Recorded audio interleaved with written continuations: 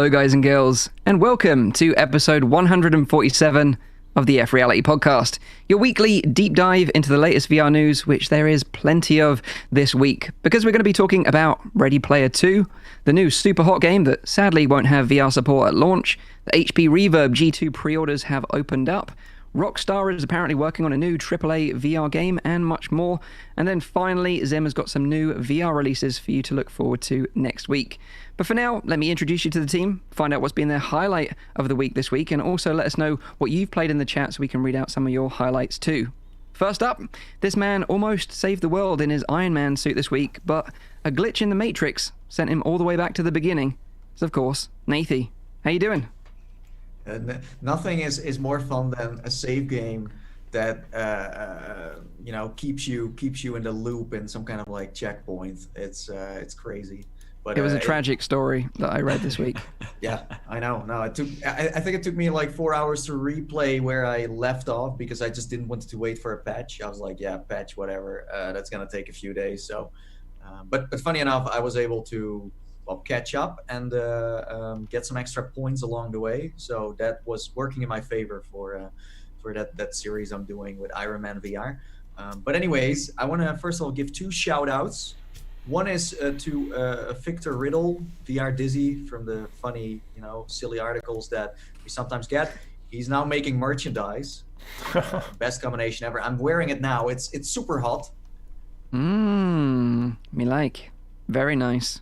And if you want to, let's say, get a cool shirt with a super hot design on there, or Beat Saber, or I think Tilt Brush, then we will make sure there's like a link in the description of this stream. But he's like working on that now, and it's really nice. The quality is good too.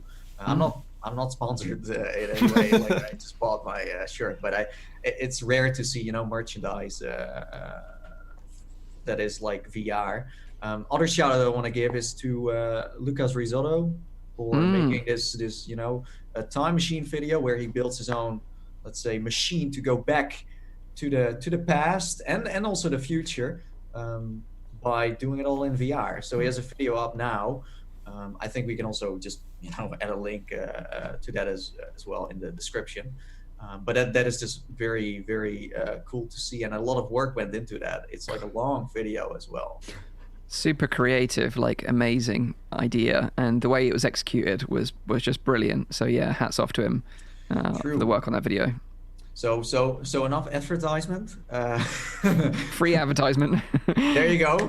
You can always send me a check later. No, but last but not least, I saw that this week was like National Video Game Week Day, and I just wanted to ask you guys and also people in the chat, like what have video games brought you, and then just let's say the biggest highlight. For me, it's of course the fact that I'm now able to work in a very amazing industry, and partly that's because of video games. So yeah.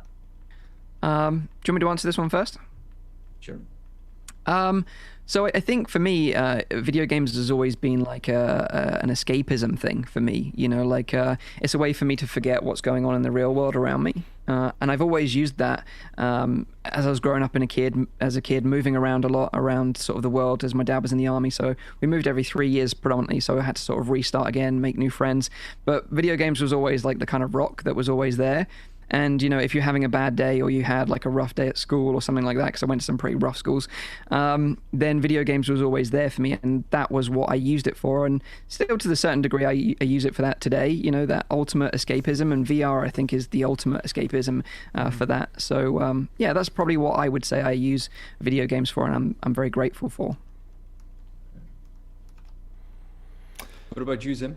I was jockeying there. I'm like, I'm gonna let Rowdy go third here. Yeah. You sure you don't want to go third? I got one. I'm fine with it.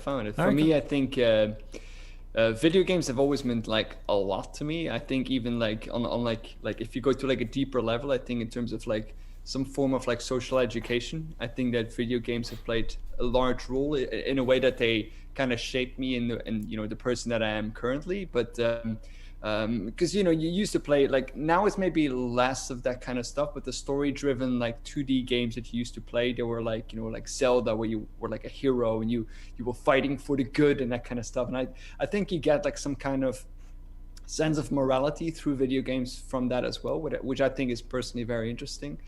So I think that in a way has shaped me and a lot of people as well. And then it got me into the career that I am in right now. And I think I told the story before to you guys one time as well. There was at a point in my life that I was studying at university, and after my bachelor's degree, I didn't really feel like I had like a sense of direction of where I wanted to go.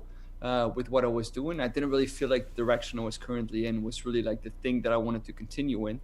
And I was, at the same time, I was playing a video game that was called Gray Matter. Point and clicks, a video game, very, very nicely done, and a really great story. And in that, you had not really the protagonist, but a character in there that was a neurobiologist.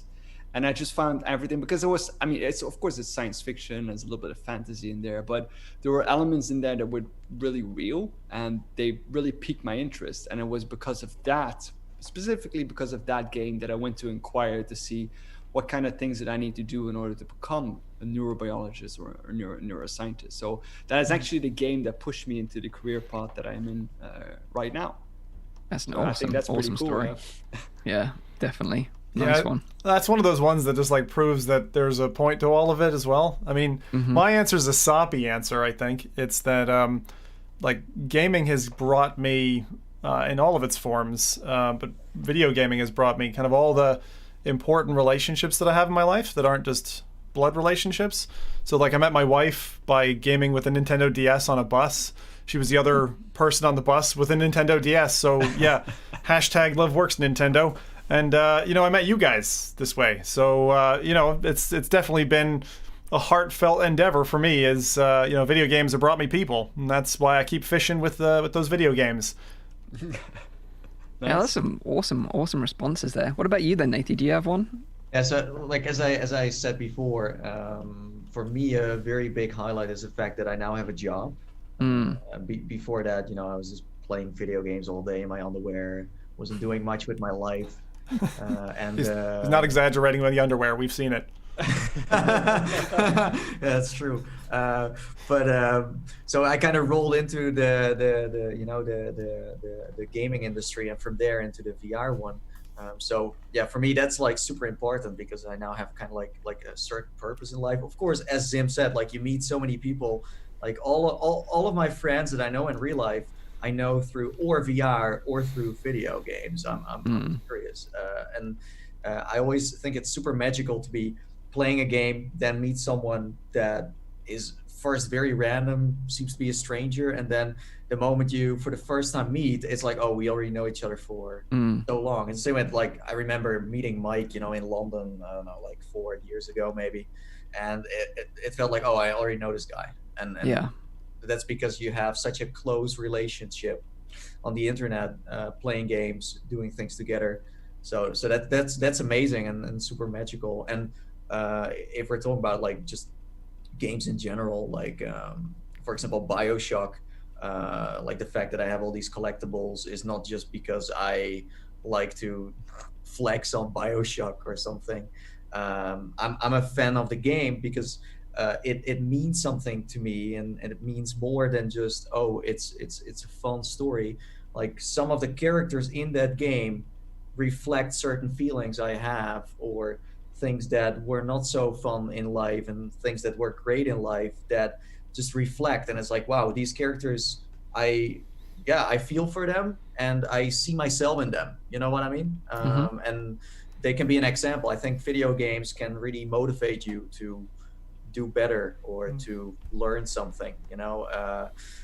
It's the same, like if we talk about Iron Man, when I finished the game, at the very end they have this little message saying like, thanks for playing, but the real superheroes are the people who are in the healthcare, are fighting racism, stuff like that. And I think that's awesome to see video games always bringing that positive message, especially like GTA, for example. GTA really captures that positive moment. Yeah, that's another story. But yeah, so that's it. Like video games are like I don't know what I would do without video games, and I'm so happy that video games are kind of like mainstream now, where it's accepted to be playing them. Because when I liked video games as a kid, my parents always said like, "Oh, turn it off. You're sitting in front of the TV too long." Now we have like esports. You can make money with video games. It's like a total different world, and I think video games have showed that it's a huge industry, huge, and that it's so important for so many people. So yeah. Nice. We're getting deep at the beginning of the show. I like it. Group hug, lads. Group therapy, yeah, absolutely. We should do like a group hug right now. Yeah, okay. Go on, like bring it in. Bring it in. Oh, there we go. That was nice. Very nice. Let's introduce the next dude on the show then. When this guy's not making dragon masks, he loves nothing more than taking in the sights and putting his foot to the floor around beautiful Lake Louise. VR streamer, ZimTalk5. How are you doing? My sanity has been challenged this week. I think it's for a few things. Last week I made a recommendation that there was a freebie on PlayStation Plus, Rise of the Tomb Raider. Then I jaunted over to Reddit. Reddit said, takes you 10 minutes to get to the VR bit. So I thought, great, incorporate that in the middle of a show. So I did. An hour later, nearly tearing my eyes out, I got to this Explore a Mansion VR experience, which was not worth the hour getting there, I would say. You got to turn some objects around like you would in a 2016 or 2017 Explorer VR game. So yeah, if you heard me talk about that last week, save yourself the hour. If you like 2D games, of course, Tomb Raider's grand and all that, but otherwise, don't go absolutely insane. It will take you a solid hour to get there. And that was with chat helping me along, saying, do this, do that. But I do think, like, if things are bad and you play them, you still make them super entertaining, because I watched you do that, and it's like it's just so funny. Like, it's like if you would play something that was actually legit after that hour, it would have not been that entertaining. So Yeah. you know what I mean? That's the bane of the streamer, but like it's true. It's like, how we talk about Uncanny Valley. I think of Uncanny Valley like to games as well. So you have your AAAs, which are like really fun to watch because they're really polished, and then you have the middle stuff, which is mediocrity, and you don't want to be there. It's not interesting for anybody. It's just a waste of time. And then there's the stuff that's absolutely trash horrible, which again is funny and entertaining to watch. But on that edge of the spectrum, I got dragged back into the Persistence again, and that was. I'm really liking that game. I am still banging my head a little bit against the wall of like the control scheme being a gamepad controller. For those who didn't catch it, this launched on Rift S recently, on Rift I should say, and it's a procedural horror game, which I love. But the thing I really liked this week is that I got to make a friend, and that friend's name was Frank. He was a big brutish fella, like a monster, and there's this serum that you can inject your enemies in, and then they become your pet. And so you could take this big brutish fella and just like wander right in to like an area where in Doom you go into a certain corner and you're like, I know I'm about to spawn 5 bad guys. Like this is not a good place to walk into. So I bring my friend Frank in, and Frank just clears the room. Doesn't matter. There's 6 other Franks that show up. Frank just fecks them up. So like that bit of the game, they've got so many great game design elements in this title. And then I had my wife controlling like the computer in the game, and this isn't like she's playing like a game independent of me on mobile. It's not just an interface.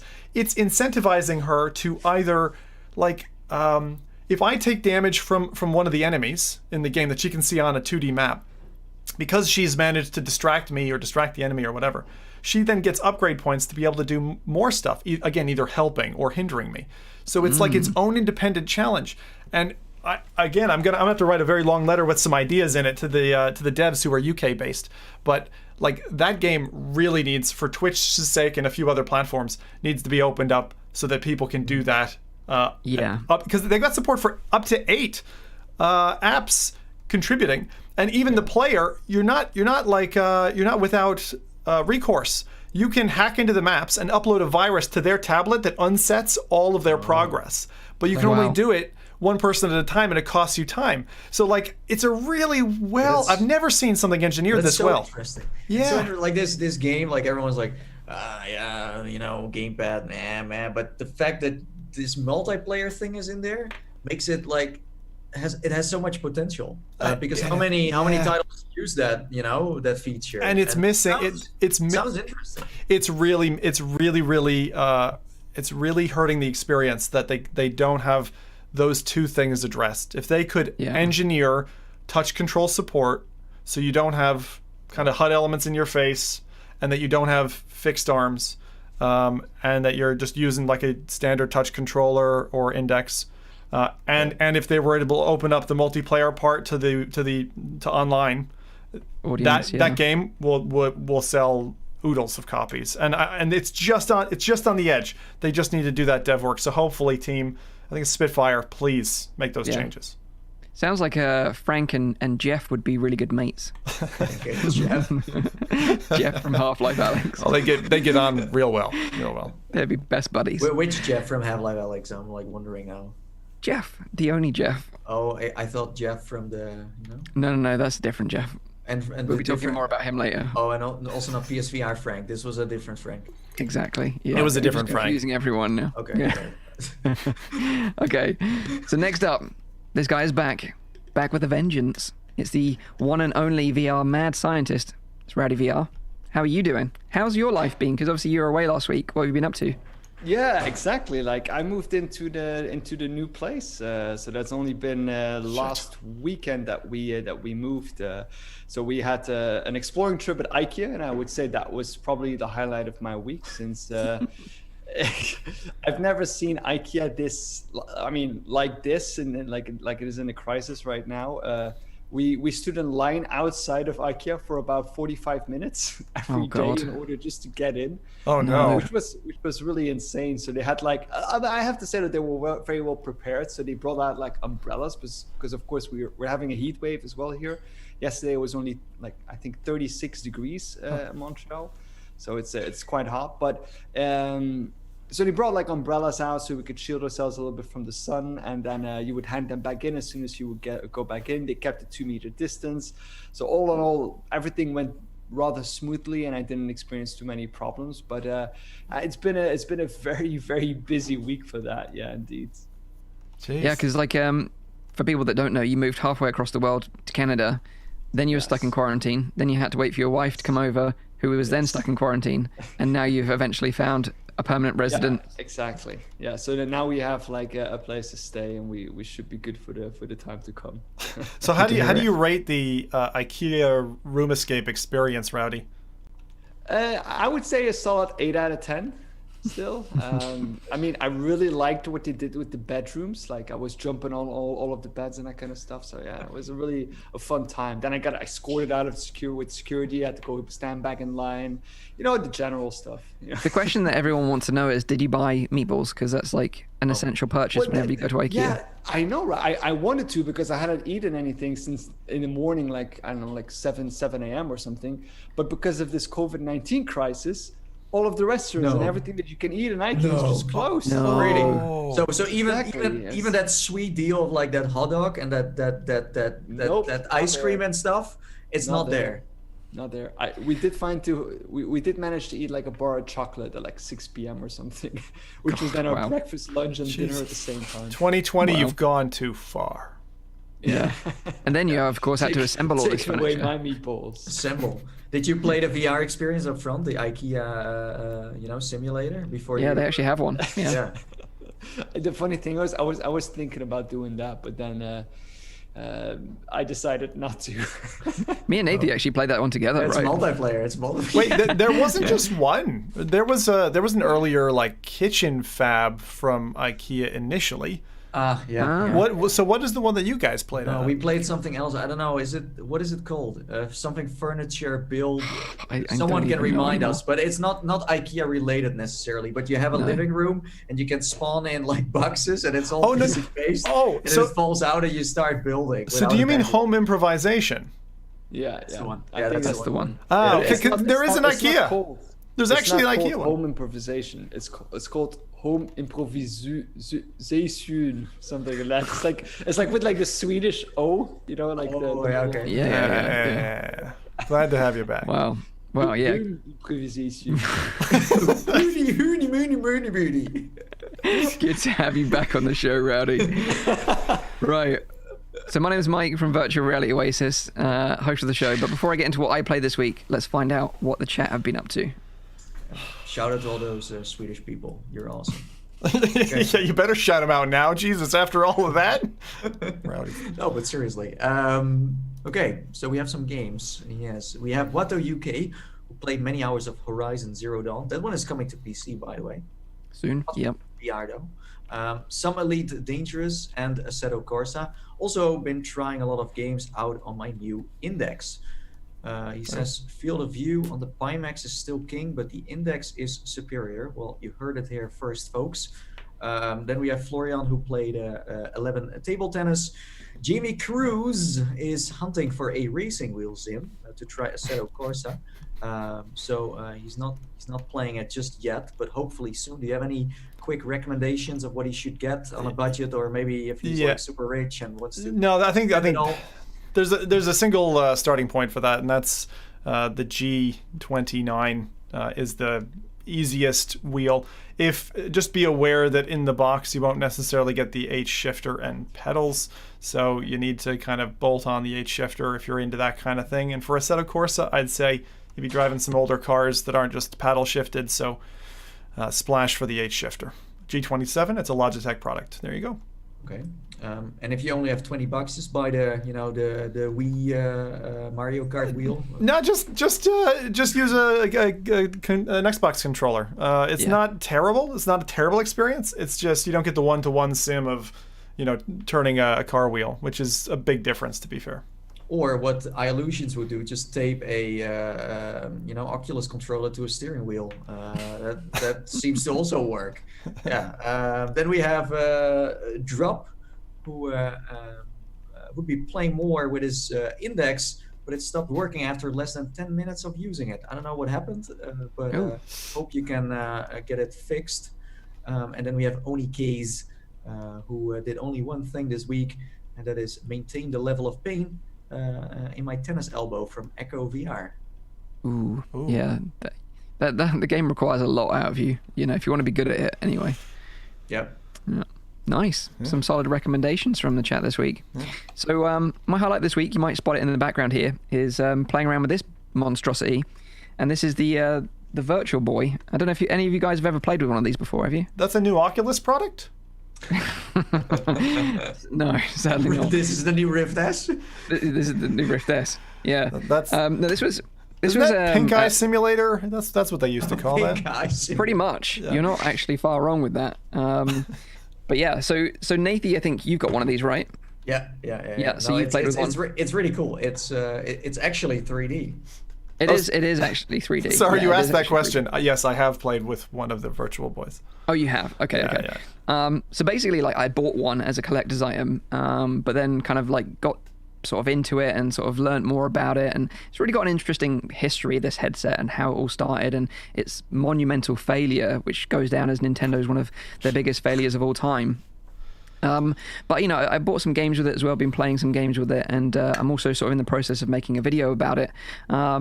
But yeah, ultimately it's if you've never tried one before, it's basically red and black monochrome display. It is 3D stereoscopic, so you do get that kind of depth in some games, but ultimately it's a terrible headset. It's really, really bad. The games are also pretty bad. It has a tiny field of view, really low resolution display. It will likely strain your eyes and give you a headache just playing the thing. But despite all that, I do love this thing to bits, and I love it because it's just so unusual and random. And it was made way back in '95. It was one of the first stabs at a consumer VR headset, and it's completely standalone, so it was the Quest of its time, so it's quite unique in that sense. So it's been an interesting one to kind of do some research around it and play some games with. But I would say that if you're intrigued about this headset, and obviously they're quite hard to find nowadays, hence they're being sort of collector's items, is that you can download the free Virtual Boy Go emulator on both Oculus Go and Oculus Quest, and you can actually experience the game, all the game library. I think there's 22 games launched in total. but they're actually way better in a modern day VR headset than they ever were on this thing, because the stereo view is much better and the field of view is greater as well. So if you're interested in this and sort of want to check out some retro Virtual Boy games, check them out on the Oculus Quest or Go. But if you're interested in the history, I've got a video coming on Monday all about it. So that's kind of been my highlight. I have to say they really didn't think that name through, did they? Nobody wants to be saying I'm playing with my Virtual Boy. It doesn't sound right. It did have a code name VR32 whilst it was under development, and then the prototype that it was based on was called Private Eye, which is an even weirder name. So I'm kind of glad they went with this. But the design, like I really like the design. If someone would bring out a black combination with red headset, I would be interested. So from the design perspective, I still think it's beautiful. It's, as you said, the experience is maybe not so funny enough. Like I once installed an emulator and showed it to David, and it's still one of his highlights, playing Wario on his Quest, because the game, it's still Nintendo, so the games are not necessarily bad. It's just the VR experience is a little odd, and as you said, that emulator is way cheaper because those games are expensive. Some of them are not, but some of them are like hard to get. The Virtual Boys themselves are not that hard to get because you can import them from Japan and you can just get like new ones. I think mine was brand new. It was completely sealed. So there are still ones out there, but if you can get a European one or a US one, then you're in a different ball game. But the Japanese ones are, everywhere. But I think it's awesome. It's just that the commercials of the Virtual Boy were super weird. Like they have this one commercial where it becomes like a monster and it starts walking around like it's Star Wars or something, and it's super creepy. I don't know. Yeah. They spent so much money on that marketing campaign as well, like having done all the research into it. But it's a super fascinating headset. I could talk about it a long time, but I've got a video coming out on Monday if you want to learn a bit more about the history of this headset. But it's been fun to play around with. And then also the other highlight was that I got air conditioning installed finally here in the office. So it's super nice now and cold. And hopefully when the weather sort of picks up a little bit, it'll be easier to work up in this space. So I'm very grateful to be able to do that as well. So that's kind of been my two highlights of the week this week. So let's dive into the news. Although before we get into the news, I've got a bit of an announcement to make, and that is that we've got a quick update for the podcast. So starting from this week, and maybe you've known already if you've checked it, but we'll no longer be officially streaming on big screen TV. Most of you tune into the show on YouTube anyway, but there was a few dedicated people that would, jump into VR and use the official FReality Big Screen TV channel to watch the show. And we always really appreciated your support there because it's quite an interesting use case. But moving forward, that won't be the case. It's not all bad news, though, as if you want to watch the show in big screen, you can still create your own dedicated room and host the stream, and then other people can join you and watch it with you if you want to do that. So you're welcome to do that if you want to. But it's not going to be officially supported by Big Screen moving forward. And it's been an interesting experiment for us and Big Screen trying it out as a new sort of platform to stream the show to. And we've actually been doing it for a year this month actually, so it's been an interesting experiment all round. So I just wanted to say a thank you to Big Screen for supporting us on their platform for the last year. It's been great, but for now we won't be on there going forward. So a little bit of an update for you there. First bit of news this week, some awesome news, and that is that Ernest Cline, the writer of Ready Player One, has a sequel book coming out later this year called, surprise surprise, Ready Player 2. The original book, if you're not familiar with it or unaware of the Ready Player One story, I'll give you a bit of a synopsis, but the original book basically followed the story of Wade Watts, who was kind of like this unlikely hero who spends most of his days in like this freely accessible virtual world known as the Oasis. A bit like a Nathi, basically. He was modeled on him. Spends most of his time in VR, bit antisocial. And basically, after the creator of the Oasis, a guy named James Halliday, sadly passes away, a competition begins to recover 3 keys and find an Easter egg hidden in the virtual world. And the cool thing is that the one that finds the egg will inherit an immense fortune, but also take complete control of the Oasis and what it does going forward as a platform. And of course, Wade Watts is up against this evil corporation known as IOI, who create the virtual reality hardware to access the Oasis and want to take full control of it themselves and monetize it. Who make Catwalk see treadmills. Yeah, exactly. Exactly. So yeah, that is sort of the rough synopsis of Ready Player One. Obviously, it started life as a book first. Have you guys read the book, or have you only enjoyed the movie? I've only enjoyed the movie. Oh no, yeah. The book was good. I think that the film doesn't like it. They're forks, you know. That like it. The film and the book are as separated as I would say the Lord of the Rings are. You know, like if you know the Lord of the Rings book, the detail it goes into, and then you compare it to the films, as long as they are, I would say that Ready Player One, the film really dumbs it down. And I think that the nostalgic bits that the author really pulls up really resound in the book, whereas in the film, there's a couple of small bits like that, and some old like Spielberg references and stuff in there as well. But yeah, all in all, it didn't give me the same kind of buzzing feeling as the book did. So this is great news. Yeah, the movie.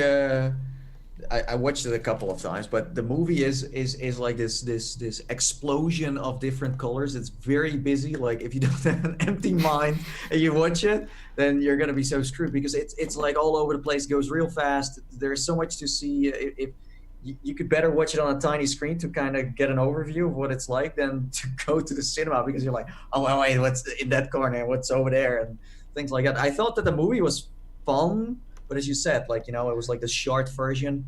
I thought like the romantic story, for example, was like okay, let's just kind of make that happen and done, and it's all. So I hope that, the book first of all is going to do well, because usually the book is the kickoff. I don't know if they would do a second movie. I don't know. Did it do very well? I don't really. It did pretty well. I think they spent about $180 million on it, and they got back about 500 and something odd. Right. So it did pretty well. It was a good commercial success. It's not necessarily a movie that a lot of people like know of, but it did do well. It's just not that it became I'm not saying cult classic. It's a bit of a big word, but. Yeah. If I talk about Ready Player One outside, it's not like The Matrix or. Or wait a second, there wasn't a Matrix book, right? There's no Matrix book. No, there's no Matrix book. No. Okay. No. My heart nearly fell out of my chest. But you're right, the original book did incredibly well when it originally released, and that was way back in 2011. It hit the #1 spot on the New York Times bestsellers list and remained on that list for over 100 weeks, which is pretty impressive. And of course, like you said, it was adapted to a film which was directed by Steven Spielberg. And like you said, I enjoyed the movie, but the book has way more in it, of course, because it's just a book. And I would definitely recommend you check the book out if you haven't already and you enjoyed the film, because I think it would add so much more to it. The story for you. But also, if you're not really into books, which I'm not really into books either, but there is an amazing audiobook of Ready Player One. It's narrated by Will Wheaton, and I'd highly recommend that if you're not really interested in sitting there reading it. Just listening to him talk about it is amazing. He really makes some of the best parts of the book super exciting to listen to, so I'd really recommend that. Just to be honest though, that I'm a little bit on the other end of the spectrum, I think. Of course, I haven't read the book, so I can't speak for that. But at the same time, I'm a little bit wondering, is the world kind of waiting for like a second book of this? Because I kind of I know the global story. I don't know the details, but I do feel like the story in the book ended as well. It's kind of done. Like, where's it going to go next? Yeah, exactly. And I don't know if they can rely again, like, because of course a large part of that book is like you guys said as well, like it's the feeling of nostalgia that you get when you're reading this, and I don't know if you can like reiterate that in a second version again, especially now the space between them is not like decades apart. But I think the reason why he wrote a second book is because he has a community that wants to read more. It's for this core, it's the same with where Harry Potter once started. And that's why it's there. It's not for the majority, I would say. But the difference I would say is with Harry Potter is that it didn't end.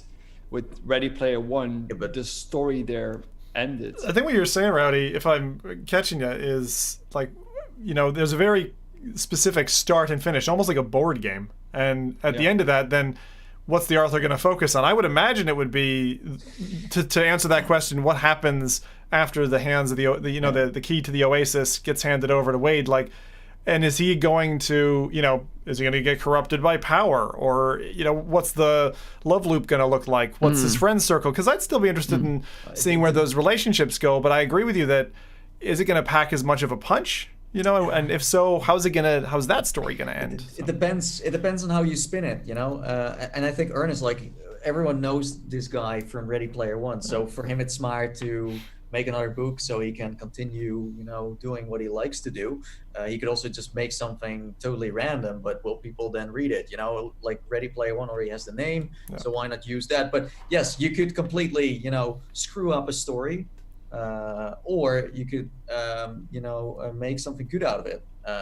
That's the question. It depends on how good he's at writing, right? And I think the interesting thing is that back in 2011, when the original book released, a lot of this technology was a bit of a pipe dream, whereas now it's more of a reality. We have haptic gloves, we have haptic suits, we have treadmills, we have VR headsets, we have Oasis-like worlds, like with VR chat and stuff like that. There's even a YouTube channel called that way, right? There is even a YouTube channel called Oasis. So it'll be interesting to see if he can project what happens even further into the future going forward, or whether it will still remain in that kind of timeline. Of course, we don't know any details about the storyline of the next book, but it's going to be launching on the 24th of November later this year. So I love the point you made there, because I can just imagine her just going, shit, now I got to do my homework, like on the VR headsets, that I can't just make this shit up anymore. It's also funny. There was like this video on the Oculus channel where Palmer and Ernest and also some other people, they were like signing the books while they were still working on the VR stuff. So, it's weird. It's not that long ago. No, now it's more real. Yeah. And talking about a second movie, a lot of the original cast I read up today were actually contracted. I can't even say it. Contracted. They were having contractions. That was it. They were having contractions about. Breathe. For all future movies, whether they were going to be released or not. So, that's a good thing. If there's going to be a second movie, it's going to be the same cast, which all is great. Future movies. Jeez, that's some shackles. You know what was weird? Like, after Ready Player One, I watched one of the Star Wars movies, and then Sorrento popped up. I'm like, wait. Oh, yeah. Is it, which movie is it? It's like the standalone one. It's where they... Star Wars? Do something with the Death Star. I don't know. I forgot the movie he's in there. Rogue One. Yeah, Rogue One. Okay. That's where he's in, right at the start, I think. Yeah, he's like a bad guy. He's always a bad guy. Some people are always, the bad So guy. wait, you're saying Ernest Cline is a bad guy? I lost this. What are we? So Ernest Cline plays in no, it was like the guy who played Sorrento, the actor. Yeah. Yeah. So yeah, that is Ready Player 2 coming out as a book in November later this year. Potentially a future film will be in production, but we don't know yet for sure. So that is that. Next bit of news this week is about Superhot. This breaks my heart. The Superhot team are releasing a new game called Superhot Mind Control Delete, but sadly this new game won't be supporting VR at launch. What? Yeah, I know. It's tragic. The Superhot devs explain all the details in their launch trailer, which no doubt we're going to be playing now or very shortly. And at the end of that trailer, they've got some super fast scrolling text at the end, which kind of explained a lot of stuff around this new game. And I was able to slow it down in Premiere and sort of write it all down, so I can kind of read it out for you. Before you dive deeper down the rabbit hole, someone says you should pronounce Superhot the way it should be pronounced. Super hot. There you go. Spot on, Mike. Well done. Well done. Practice on that. I'm telling you, before the podcast, before we come on. It's like one of my favorite games. It's like one of my favorite VR games.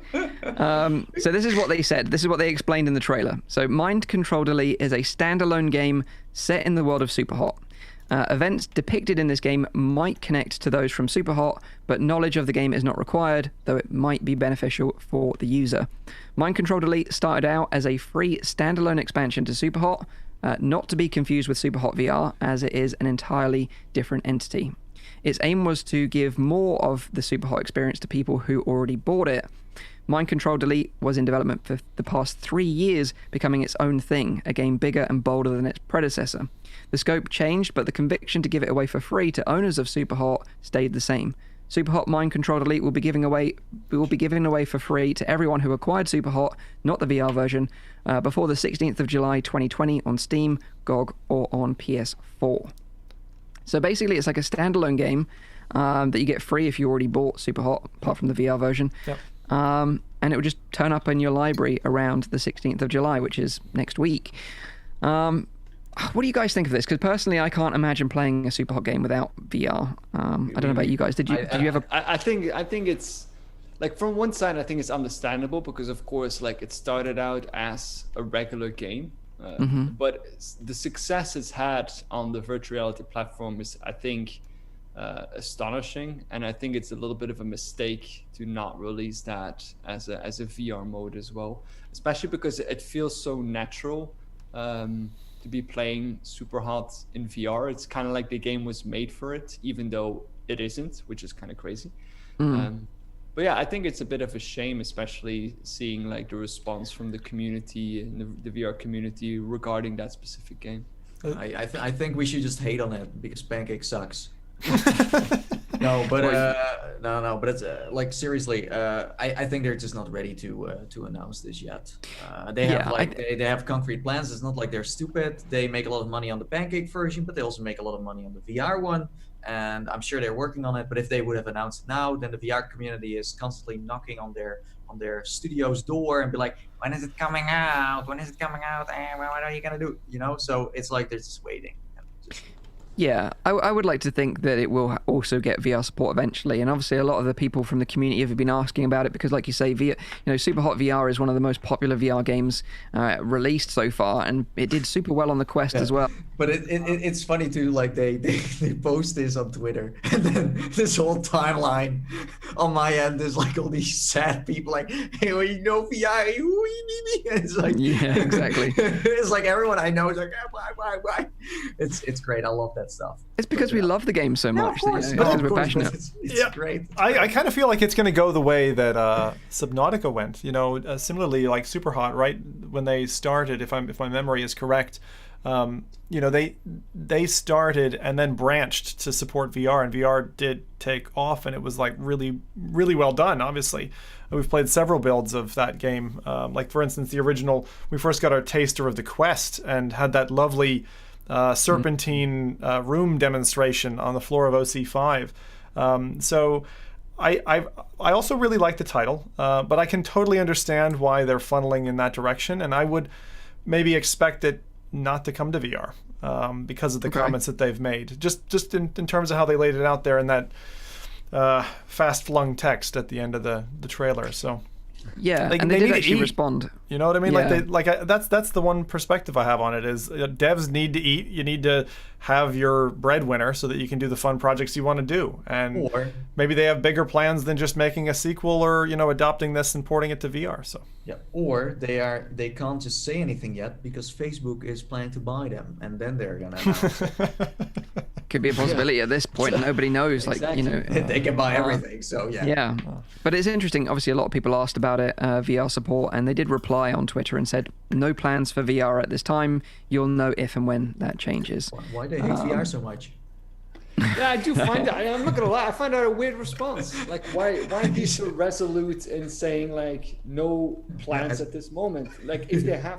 Like, no plans means no plans, right? If they're working on it, they could at least say, we're considering in the future for adding VR support. Yeah, but Rowdy, that's a marketing strategy because now you're like, oh, it's not coming, I'm shit, and then suddenly it's coming. It's like, whoa, look at this, whoa. So it can also just be a trick to make you even more excited in the end. Someone had Lucky Charms this morning. That's all I'm gonna say here. Yeah, it's interesting because like I remember being at OC6, the one last time. And I met the Superhot team, and like Superhot is one of my favorite games of all time. It's one of the first games I ever tried with like motion controllers, so it's kind of got a special place in my heart. Polish company? Oh, I can't even remember now. Sorry, but sorry, I met them. What are you trying to do? I said like Polish. Is it a Polish company? Superhot. Oh, jeez, yeah, I can't remember. But I remember approaching the team and was just like, I'm like a super fan of Superhot. Super hot about this. I was like, when are you gonna make a sequel? Like, I want a sequel, and they were just like, did you suggest they should call it Super Cool? Who is this guy? super cold. That was my thought. Super So cold. that's what I saw. I saw like Mike, like holding on to someone's like feet and like Feet. please give me. They was kicking me away. Me away. So that's So what actually, it's like for the record, just so everybody knows that who listens to this podcast, My it's fault. Mike's fault that we're not getting VR support for this game. Yeah, you can put that on me. So yeah, that is Superhot Mind Control Delete, coming out next week, but is a standalone game. You'll get it free if you own the original Superhot, not the VR version. But yeah, hopefully we'll get VR support in the future because who cares? Who cares? Next.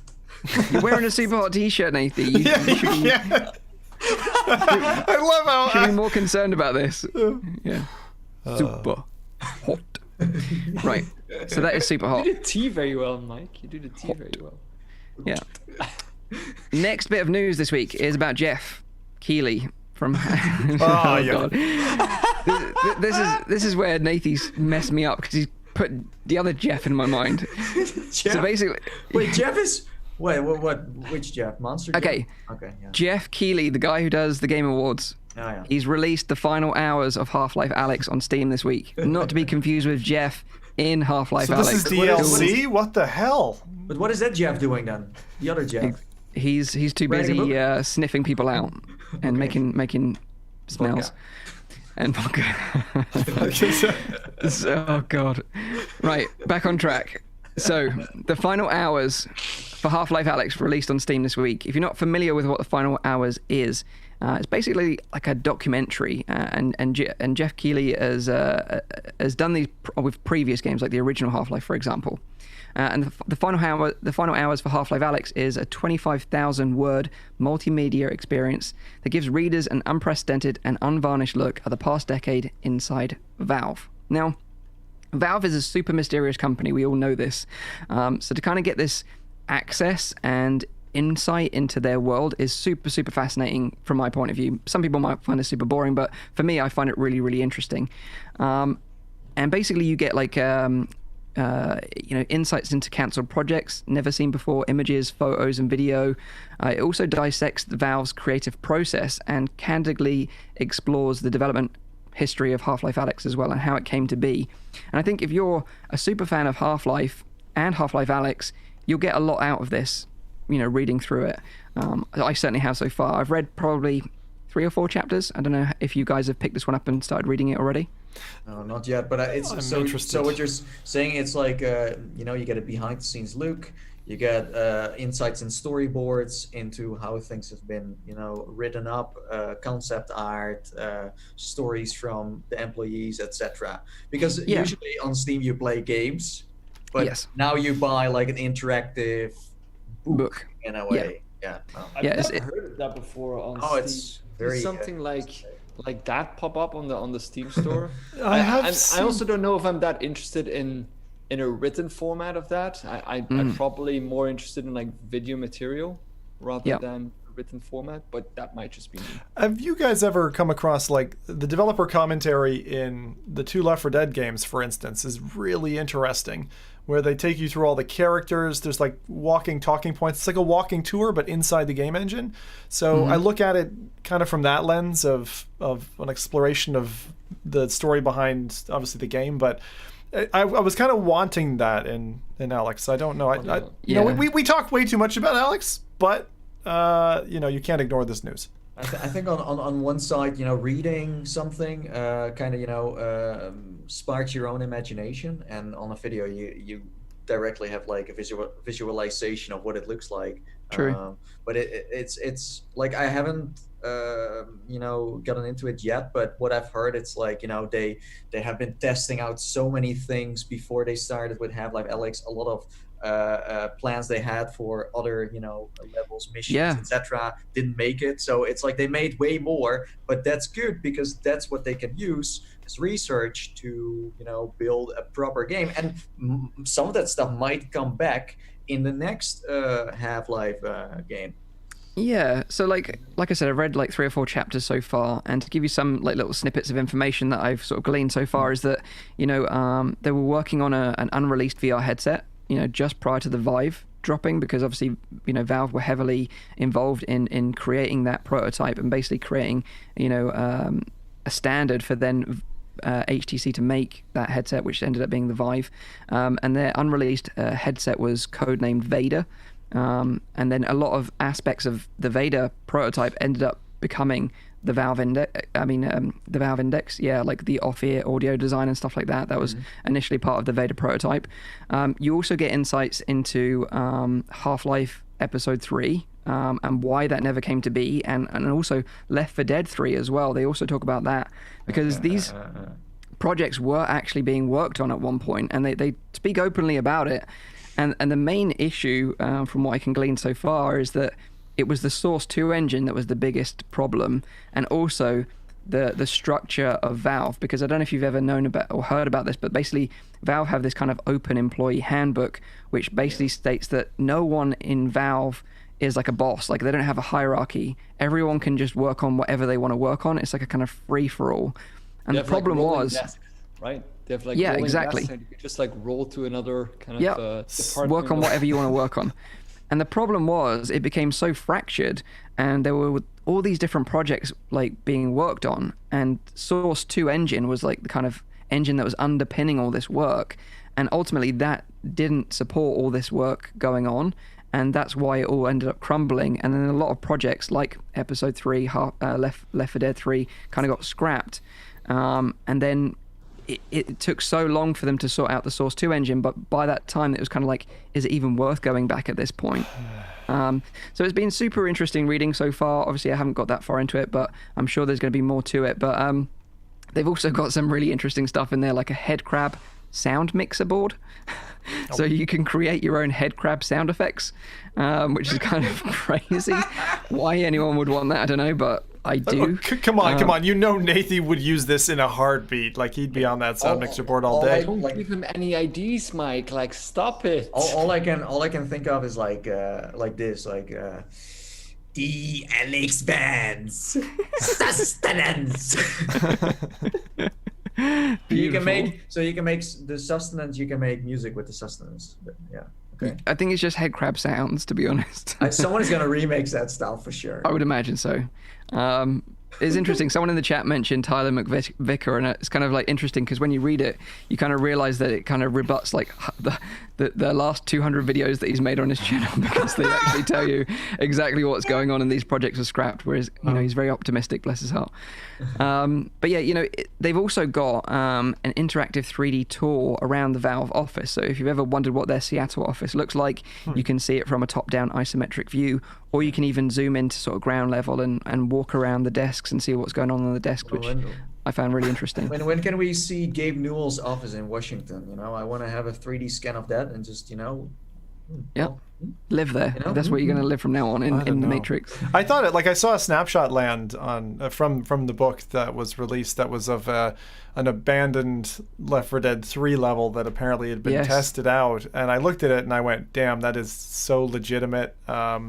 And it definitely it hurts to see that kind of stuff now landing, because, well, the truth hurts, right? And but to be honest, looking at it from a 2019-2020 lens, like, I'm so glad that we got like Saints and Sinners, because it certainly helped, me kind of get ready for Alex and for the disappointment that we got in December, where they're like, nope, sorry, there's nothing in the pipeline right now.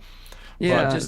Zim, just close your eyes for a moment and think about, Left 4 Dead 3, VR only, co-op with 4 people, all kinds of characters, all kinds of zombies, new weapons, new story, everything. But hang on.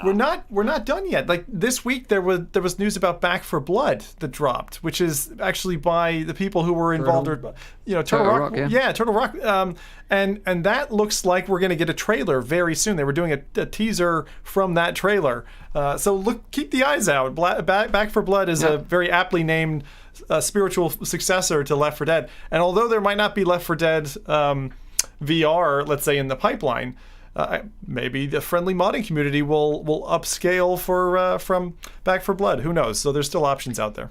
Yeah. Or like, I have a theory. Maybe Jeff is actually, they put the wrong monster in there, and Jeff is a zombie from Left 4 Dead 3. Maybe. Conspiracy theory Nathan with his tinfoil hat on. Thank you for that.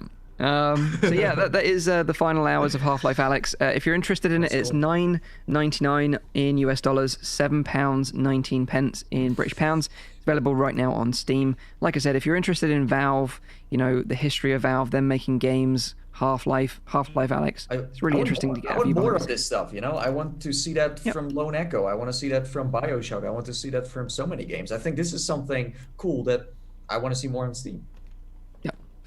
So there you go. That is that. Next bit of news this week is the pre-orders for the HP Reverb G2 have opened up. So any of you guys going to be pre-ordering this? I had a look, to be honest. It's interesting though. So the G2, when you say they have been opening up, like I think the US can buy and the UK only recently can buy. I mean, you can pre-order in the UK at the moment. Yeah. So I mean, I definitely looked at it from the sim racing side because the panel is really attractive from that side. But $600, equivalently or whatever we would have to pay for it. Not right now. Okay. I like the look Fair of enough. it though. I think it looks really great. Just the form factor of it. It looks very compact as well, which I like in a headset. So I like the look of it. Yeah. Yeah, if you're not familiar with the HP Reverb G2, I can kind of summarize the details of this headset because it is an interesting one, I think. It is a Windows mixed reality headset from HP, made in collaboration with both Microsoft and Valve. So Valve were on board with this headset. It's got deep integration into Steam VR, so it's going to work straight off the bat. But the main selling point, like Zim mentioned, is its high-resolution displays, which it has two 2160 by 2160 pixels per eye LCD panels, which run at 90 Hz with 114-degree field of view, making it one of the most pixel-dense displays in a headset on the market right now, which is kind of its main selling point. But it will also come with a newly designed head strap using soft materials from the Valve Index, and will also have the amazing off-audio headphones that are on the Valve Index as well. So you're going to get some really amazing audio in this headset. Hang on, wait, sorry. I know they had a place in the engineering of those, but are they the same? Exactly the same. Yep. Okay. That's definitely a selling point. Yep. Exactly the same. The microphones aren't the same. No, that's one point to notice because the microphones on the Valve Index are also amazing. Yeah. But it should be noted they're not the same on the HP Reverb G2. The headset will also feature 4 inside-out tracking cameras, which is an upgrade over the previous 2 tracking cameras on the Windows mixed reality headsets. It will have newly designed controllers with thumbsticks to provide more controller parity with what Oculus and Valve are offering. And on paper, this headset looks pretty great, to be honest. But what we've got to be careful of is that this has happened before with the HTC Vive Cosmos. So I think it'd be wise to wait until more people get hands-on experience with this headset before pre-ordering. Obviously, we know that Sebastian Ang from Mixed Reality TV has early access to like a kind of a pre-production model of this headset. Yeah. So it didn't have like retail packaging or anything like that. And it's kind of a bit rough around the edges, but he still, from what he's seen so far, gave it a glowing review. So maybe if you're interested in this headset, go and check out his videos. But the one thing I was concerned about that he didn't address in any of the videos that I've seen so far is the controller battery life, because Windows MR uses light tracking, same as the Cosmos actually, and it uses 2 AA batteries in each controller. And these generally last in intensive gaming sessions up to 4 to 5 hours before they need to get replaced. So you're either going to have to remortgage your house for batteries or invest in some decent rechargeables. I think what you're saying makes a lot of sense. I also think that we have been talking about pre-ordering before. You pre-order something, you have no idea if it's going to be good or not, the finalized version. But next to that, if you wait out the reviews and you get like different perspectives, because for example, Sebastian is a mixed reality focused channel, or was. It's the name. But for example, Mike comes from a total different, perspective with his, but then you also have people who come from the PlayStation VR, for example. So it's good to always kind of, watch like 4 or 5 videos of different angles and then decide if you want to buy it. But yes, no, I think that's, sounds like a plan. One thing I wanted to just mention, because a lot of people fall into the hole of believing that the headset is doing any of the processing, and it's like, if you got a higher resolution, that's coming off your graphics card. So think about the scalability of your own PC that you're driving this with. If you're already on knife edge with your current specs and you go upgrading resolution, you're gonna have to knock some stuff back in order to enjoy that. Don't get the Pimax 16K then, or what number are we on now? AKX, I think, is the highest spec one at the moment. Artisan something. Yeah. But yeah, you're right. You're going to need a powerful machine. Ideally, you want like a 2080 Ti. Because if you're sinking, into the high end, like Zim rightly says, you really need the hardware to power it. The HP Reverb G2 is priced at 525 British pounds or $599 US, and if you pre-order now, it'll be shipping to customers in the fall. So pre-orders are open now, but like we say, pre-ordering, I don't know, it's difficult. If you really want it that bad, you're a sim racer, for example, maybe, but our advice, I think, across the board is wait. If it was the first headset to release, then I would say maybe, yeah, because, you want to be, the first to be playing with a headset maybe. But since there's already so many options available, I don't see the sense in pre-ordering a headset anymore.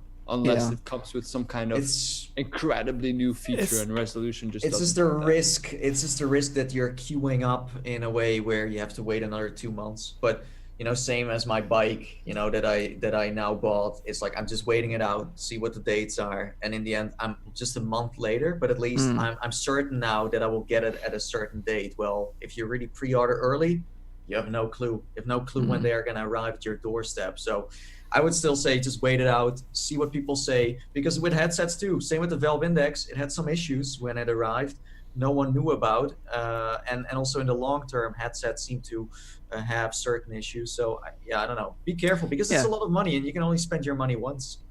Yeah, although personally, I am very interested in this headset. I think it could replace the Rift S in my setup going forward. And the Vive Cosmos. And the Cosmos. Yeah, I don't use that headset anyway. But, I tend to use the Rift S. I use the Index and I use the Quest. But I think, this headset with its features, it could probably trump the Rift S, even though it is $200 more expensive. So. Yeah, and you get those speakers do it, man. Those speakers do it. Yeah. The audio is like, it's orgasmic. Just having that package together, I think, in a cohesive unit is of value. In your thought, Mike, would you be using this even in room scale standing stuff, or would this be a seated kind of display based driver for you? No, like for all experiences really, and because Windows Mixed Reality works with Revive, you can play Oculus titles with this headset, and because the controller layout is exactly the same as a touch controller, it could be a really nice little upgrade as an Oculus headset. That's the way I would dub it. Wait. So you're willing to just put new batteries into your controller every freaking time when you play, or is it just because you base this on your own play sessions? And I mean, usually you don't play, as far as I know, for like 5 hours straight. So is it kind of like, are you looking at it that way, or is it like, okay, I play this and I play that, and this is what I'm going to do? Yeah, I would just use it as a replacement for the Rift S, basically. I already invested in like Loops, Panasonic Loops, rechargeable batteries. I think they're the best on the market right now. How much they paying you, Mike? How much they paying you? Again, not sponsored. I know. I love Loop myself. But yeah, I think, burning through batteries quickly is my biggest concern right now. And I think from what they've said so far, the battery life will be the same as previous Windows MR headsets. Well, what is acceptable for you, where you're like, okay, this might still be short, but it's enough, I can deal with that? I just love like the Rift S and Quest battery life. It's a single AA battery, and they last for like a week or 2 weeks. But there's another aspect to that, and I was wondering if you considered it. Like having 2 AA batteries in a controller per hand is a fair bit weightier than a single AA battery. And for me, that part of I know Rowdy talked about the form factor or the design of the headset, but of everything in that package, the controllers are the reason that would stop me. Like if it shipped with touch controllers, I'd buy it tomorrow. But as I said that before, like if there was like lighthouse tracking, that would have been amazing. Maybe just with the Vive Cosmos, they proved that you can make an extender to do that. That would also mean you could make it wireless. But like the controllers for me are the only thing that I'm not so into. But HP has clearly said that with the first one they saw that the sim community was very appreciating that headset they made, and that's what it's mainly also focused on the gamer who likes to fly planes, spaceships, and stuff like that. And also one thing I would like to say is if you have an Oculus library mainly, I still think that the best option for you will likely be an Oculus headset, even though Revive is great and I love it. But out of the box, like when the game releases, it will not always have full support. And there will always be some kind of issues. I remember when Lone Echo came out and I really couldn't wait with playing that game. I only had the HTC Vive. And when I played it, of course, it's been updated now, probably. Like a ton of updates have been happening to Revive as well. But it doesn't always work as perfect as you would like it to, which might be a stopping factor for some people as well who are having only an Oculus library. On the other side, like Oculus hasn't really produced many PC VR titles, so it's not like you can bet on any platform right now. And I think that Revive is going to work great with those controllers because they're identical too. Exactly. And but it's not like you really need Oculus Home anymore to have a library of games because, as I said, they're not really investing. You have seen it with the Oculus Rift S. If the Oculus Rift S would have been an extremely popular headset, then yes, you should be using Revive to play all of those games, but there's not much there. I mean, yeah, Medal of Honor and Lone Echo 2 and maybe some others, but it's not major, you know? So I don't think that should be the reason why you... I don't know. Yeah, it's good points. Good points all around. But yeah, I'm interested in this headset nevertheless. Shipping in the fall. Pre-orders are open now if you want to take the risk, but we would say wait a little bit longer for some more hands-on reviews. Yes. HP Reverb G2. So next bit of news is about Rockstar. I love talking about Rockstar. Because apparently they're working on a new AAA VR game. Now, this news kind of came from a post on LinkedIn advertising job opportunities for programmers, game designers, and animators to join a company called Video Game Deluxe based in Sydney. Now, Video Game Deluxe are the developers responsible for the VR version of Rockstar's LA Noire, which was called LA Noire: The VR Case Files. And in this kind of job listing, it stated, having finished the critically well-received LA Noire: The VR Case Files, we are now gearing up for a new project, a AAA open-world title in VR for Rockstar. 2020 marks our 7th year of working exclusively for Rockstar in Sydney, and we're excited to be taking on this groundbreaking project. Now, of course, this was spotted by some eagle-eyed people and then posted to Reddit, which then got shared throughout the VR community. Since then, this post has been edited and removed. Specifically the part that says a AAA open world title for VR for Rockstar has been removed, but the rest of the listing is there. But it obviously opened up the speculation as to what this game could be. So if you were to take a guess, what would you maybe want it to be, and what do you think it would be? And anyone can throw their hat in the ring first. Oh, there's so many titles to pick from, right? We have all the GTAs. Yep. If I could pick a GTA, I would love to see the next one being Vice City, and then with some VR support and experience, whatever. Could also be Max Payne in collaboration with Remedy. Bully. What else do we have? Earthworm Jim. Yeah. I didn't think about that one. Manhunt was good. Was good. Did you guys play Manhunt? Yeah. Oh. Yeah. It was banned in a lot of countries. Yeah, it's fun. Yeah, it's fun. It's funny because it really brings us back to that conversation we had in the beginning about like how VR games shape us as human beings. We all know what with Zim, so yeah. and then one that I should not forget, Red Dead Redemption. Yeah, of course. That's the one that I think with the assets that they must have collected in fabricating the second game that excites me the most. Maybe even like having played GTA 5 only a month ago or whatever in VR for the first time, and at all for the first time. I think that city is really awesome, but because they've been beating that freaking horse to death for 10 years, I think that maybe not 10 years.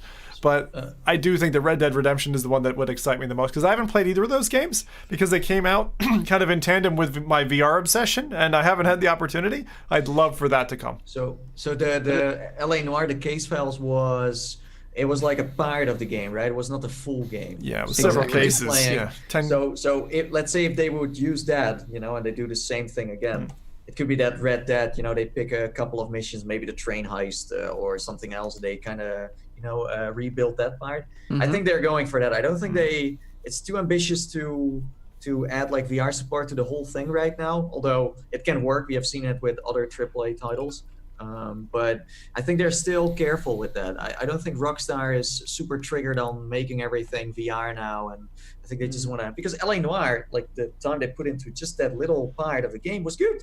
I thought it was nice. I think it was great, and that's actually the one that makes me excited about an LA Noire VR full game. I would love to see that. I love playing LA Noire just on the regular desktop as well. So I think a VR game like that would work great. The reason why I don't want to say Red Dead Redemption is because I think it's rather unlikely because of the importance of riding a horse in that game, and I think riding a horse VR is still something that we haven't really worked out yet. No. There's a new thing. It's a USB 3 accessory. You plug into it and you ride it. You can use it for the new Rockstar game that's in VR, and you can also use it for other things. Oh wait, it's the Catwalk H. It's like it's one of those. It's one of those ball things that Nathy was jumping on with that trade. The unicorn. Yeah, that could work. No, but that's what Rowdy is saying. Like, translating a whole game into VR is just too much. Like, you can't. Yeah. But picking certain missions where you, for example, rob a bank where the horse is not even involved in the first place, you can kind of do that, it works. But that's why I'm saying LA Noire, because I think that LA Noire is one of those horses. No horses. A lot of car driving, which I think works very well in VR as well. Shooting, you need to pay attention to face expressions. Puzzles. Wait. Do you get real bullets? Can you put real bullets in a real gun? Sorry. No, I think it's arcadey. It's arcadey. Inside joke there, Rowdy. We touched on something about that last podcast. Yeah. So. But the thing is, I think that title would just work great in VR. A full LA Noire title in VR.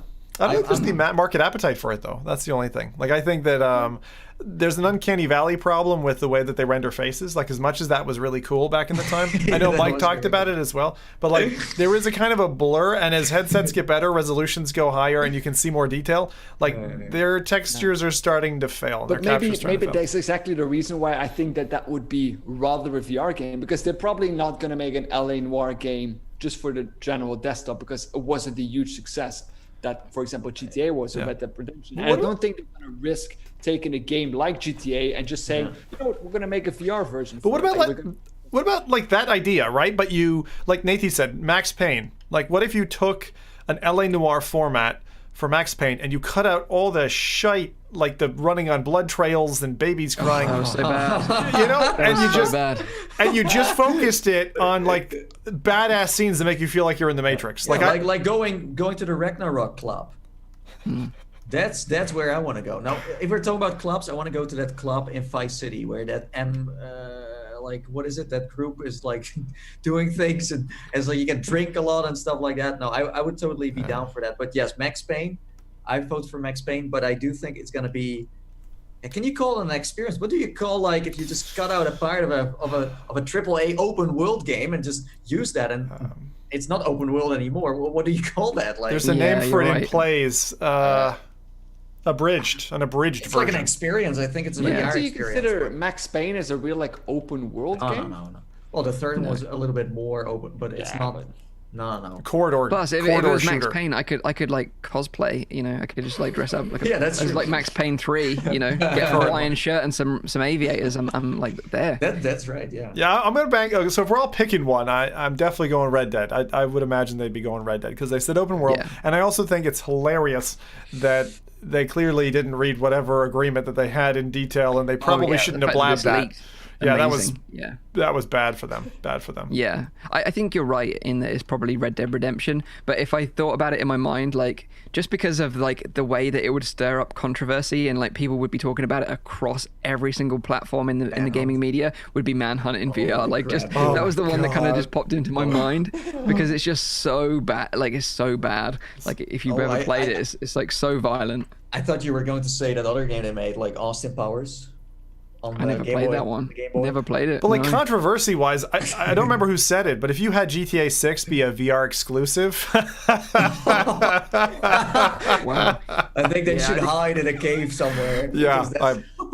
maybe that's why they outsourced But the on job. the other side, if I would have told you guys like years ago, like, hey, a Half-Life, you know, it's gonna be VR exclusive, we would have the same reaction. So We all dreamed. Yeah, we all dreamed. I mean, if Rockstar releases a headset together with the game, then yes, it's going to be GTA 6 is going to be VR exclusive. But as long as they don't release a headset, I don't buy it. This couldn't age well. I don't know. Maybe. Who knows? Oh God. We'll watch this back when we finally get the word. Time capsule now. But yeah, Hopefully. Red Dead Redemption I think is likely like a stripped down version, a bit like the case files was, but I in the go Red with Dead LA Redemption Noire. universe. Yeah, LA Noire. I'm going Red Dead expand on it? Redemption full. Red Dead Redemption Full game. full. Oh, okay. Full. Wow. Okay. Yeah. Okay. Nice. Is there So we even don't is there a full first person? Because Yes. I played it mainly in 3D. No, there is. Yeah, there is. can. Oh, okay. In Red Dead, yeah. But it's not. You can't just build a VR experience on that. You need to No. completely redesign it. So. They just plug in VorpX and just ship it out. 4 minutes. Hey, 4 minutes. Yeah, that would be something. Yeah, so that is the rumor that Rockstar is working on a new AAA VR game. Well, we say Rockstar, it's going to be Video Game Deluxe from Sydney that are going to be making this whatever Best name Rockstar ever. game I it is. love the name of this studio. Video It's Game so Deluxe. Creative. It sounds Yeah. like one of those fly-by-night like it's just the criminals. They're just all criminals, clearly. It's like the name Quality Solicitors. It's like you don't. It's like why would you call your firm that? Anyway, so there we have it. What'd you call it that? So the last bit of news this week is about a new immersive theatre experience from developers Tender Claws, which will take place in the Under Presents. Now, have any of you guys played the Under Presents? Yep. Very strange title. Yeah. Yep. What sort of experience have you had with it? Have you completed? Has anyone completed this game? Can What you? is completed? Yeah, can you complete it? It's experiential, so. There's a kind of story element to it that you could complete, I guess. I like- walked through a feck ton of doors and got really confused, if that's what you mean. Guys, like I don't remember there being an ending. No, art can't be finished, you know. Oh, nice. Yeah, I like that, Nathan. Yeah, I like that. But So I mean, like there is like a scene that you only see at the end, right? What? Right. So there is an ending. Then. You're telling me, Rowdy? I don't know. I haven't finished it. Oh, okay. This is what I love about these. Is that so? You've been to what you think is like an ending of this game? Yeah, and like Sim, I wouldn't call it like an ending, but Okay. it's something that you only get Wow. to at the end. I felt this is- unfinished at the end. That's all I'm gonna Okay, say. this is the kind of problem when it comes to this game because we find it very difficult to explain what it is, right? Right. So what should we smoke before we're gonna talk about this? Well, whatever's available in the Netherlands, but it's not available here. I can tell you Okay. that. But basically, from what I've found of the Under Presents so far, is that it's kind of a bit like the Invisible Hours, you know, in that you're turning back time, trying to figure out some sort of mystery. But on a is there boat. an ending to the Invisible Hours? Yes. I don't know, I never There's finished a very the Invisible definitive ending. What the heck To is the this? Invisible Find it Hours. so I don't find it that definitive, Sim. I don't find it that definitive. Dude, okay. dude, if you get to the hotel room, which is a secret ending, the game finishes. Trust me. Wait, that's what I mean. You have like a secret ending. Yeah. So But what is is that really the ending? It's the end. It's the end. It's the end. Did you Okay, find We should Cinderella? also, while we're talking about Invisible Hours, it's also been announced for Quest Yeah, Oculus coming Quest, in the yeah. future. So I should mention that quickly. Oh, But back right, to the so- Under Presents. Yeah. So first of all, what is the Under Presents? Okay, so the Under Presents is a kind of an experience, I would say.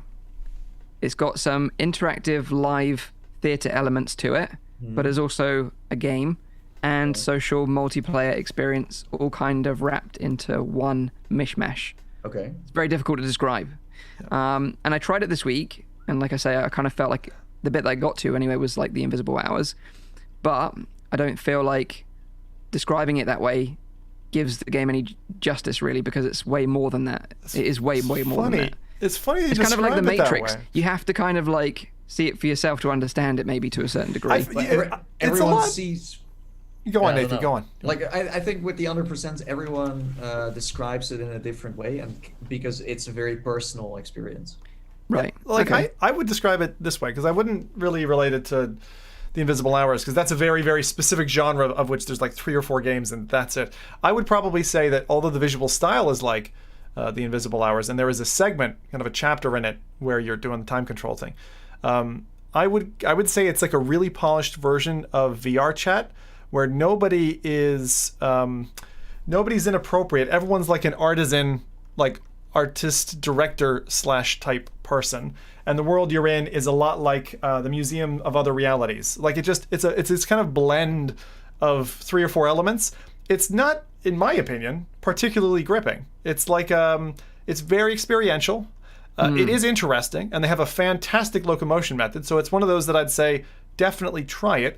But I think it's going to be Marmite to a lot of people. A lot of people are going to go to that and go like, not for me. But then there's going to be some who are going to be like, holy shit, that just blew my mind. So it's that kind of game. So as far as I know, besides of the real actors, it's a single player. Single player. It's not like, because you see other people running around, but when I checked it out a couple of times, they have different, let's say, fake people in there that just move in a different way, but those people are not people, like online players. Those are just... There is online players though, right, Zim? No. Like the people you saw at the start are not real. They're not real. I can't... Oh, God. To be fair, right? This is the whole ending, right? So if I say anything more... Yeah. No, don't. I'm not going to say anymore. What I am going to say is, when it was first pitched, I understood that it was live actors in there, only. And it's not live. For the vast majority of its life, the Underpresents has been recorded acting sequences, not live, pre-recorded.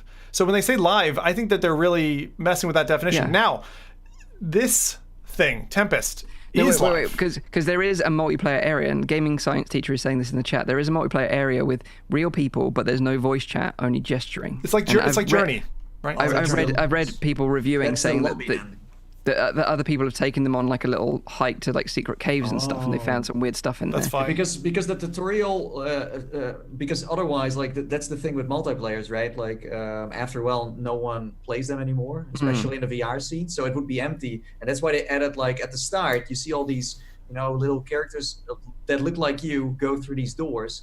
But those are just, they acted them out, and they're just NPCs. But then there must be a lobby where you can then finally share with. But I was completely tricked by that, just saying. Like, I thought I was waving at people, but I was trying to record this experience. Didn't work out because I have no idea what was happening.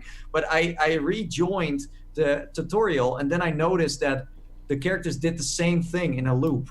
So it's a loop. It's I don't know. It's triggering your brain. I don't even know. Like, I still don't know what the Underpresents is. So although we don't necessarily understand really what the Underpresents is, they are hosting this new event. And basically. That is understandable. That makes way more sense for someone. It does make way more sense. I can kind of explain it to you. So it's called The Tempest, and it's a one-of-a-kind immersive theater experience. So basically you travel through time and space to enact an exciting story of love and revenge with a little bit of magic. So it's inspired by Shakespeare's famed tale, The Tempest, and you join basically a guide called Prospero in this kind of like intimate, interactive performance. So basically, in order to bring Prospero to life, the actor must enlist the help of the audience, which is going to be you. And basically the line between real and virtual and the truth and fiction blur as audience members are cast as Prospero's spirits to realize an interactive virtual version of the story.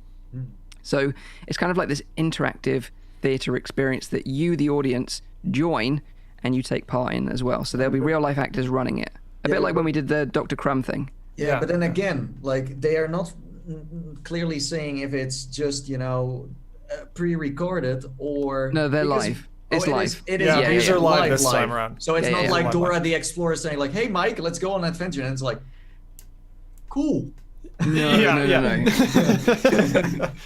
But no, like Mike, you said that about the Dr. Crumb's experience that we did, because that is probably the most attractive thing. Like, once you've done one of those, if you like theater at all or interacting with live actors, and again, those come with certain flaws as well because it's a live performance, feels very human, feels very very immersive, very close.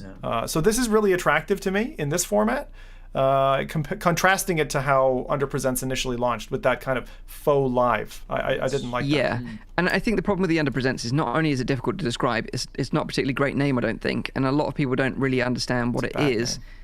So I think they've changed their business model slightly, because now the game is free. I don't know if you guys were aware of that on the Oculus Store anyway. Did not. So it basically, on the Oculus Store, Rift and Quest, it's like a demo now. So you download it as a demo, and you get 45 minutes free experience of the single player game. So that might like reflect that they weren't selling that much, and that people didn't really get the point potentially of this, yeah. And basically the Tempest, which is this kind of like theater experience, is running every evening, I think, up until September, and you have to book your slot and time slot through the app. So that's why they've made it free. So because otherwise you would have had to buy the game and then buy a ticket for the Tempest. But so now it's free. Way more sense. It makes way more sense. You know what you get. You know what you're paying for. Well, with the main game or experience, title, art, whatever it might be called, you have no idea. So this is, I think. Yeah. I don't know. So basically, all you need to do if you're interested in this is download the app for free on Quest or Rift. The Steam version doesn't support the Tempest, by the way, if you're on the Steam platform, so apologies. The game is just a full-price game, as it was previously. Yep. But basically, you can go into the experience, you've got the Under Presents, and then you've got the Tempest, which is portrayed as like an old retro-style movie theater.